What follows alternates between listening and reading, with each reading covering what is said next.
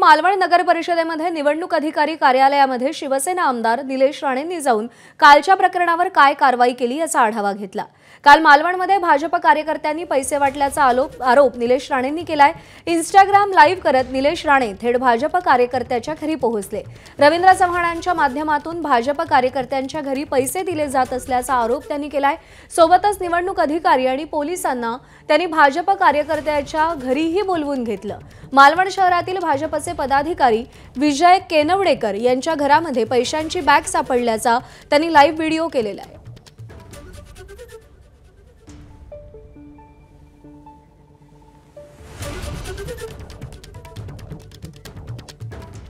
मालवणमध्ये शिंदेसेना आणि भाजपमधला संघर्ष शिगेला पोहोचलाय। भाजप कार्यकर्त्यांनी पैसे वाटल्याचा आरोप शिवसेना आमदार निलेश राणेंनी केलाय। इंस्टाग्राम लाईव्ह करत निलेश राणे थेट भाजप कार्यकर्त्याच्या घरी पोहोचले।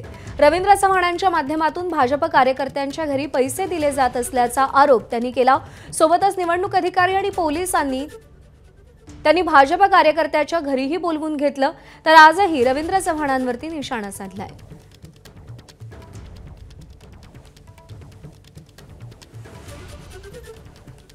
सन्मान्य रवींद्र चव्हाण साहेब जेव्हा जिल्ह्यात आले, मला वाटतं 24 किंवा 25 तारखेला आले, मला डाऊट आलाच होता की हे कशासाठी आले। ते काय भाषण वगैरे द्यायला आले नव्हते। हे सगळं वातावरण बिघडावं त्याच्यासाठी काय काय केलं पाहिजे त्यांनी ती व्यवस्था केली। असं दिसलं की ह्या ॲड्रेसवर हा सगळा विषय डायव्हर्ट होतोय किंवा जमा होतोय आणि फक्त ती एकच बॅग नाहीये साहेब। रोजची जेव्हापासून हे येऊन गेले 50 लाख 1 कोटी असे रोजचे म्हणजे आणायचे, माणसं येणार, त्यांची रक्कम घेऊन जाणार, मग रिफिल होणार।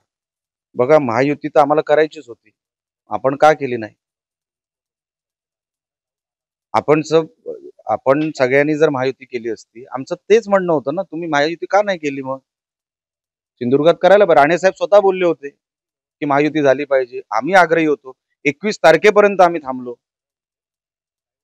तरी आपण केली नाही। तुम्ही आम्हाला इन्सल्ट केलं, तुम्ही साधे फोनवर पण आला नाही।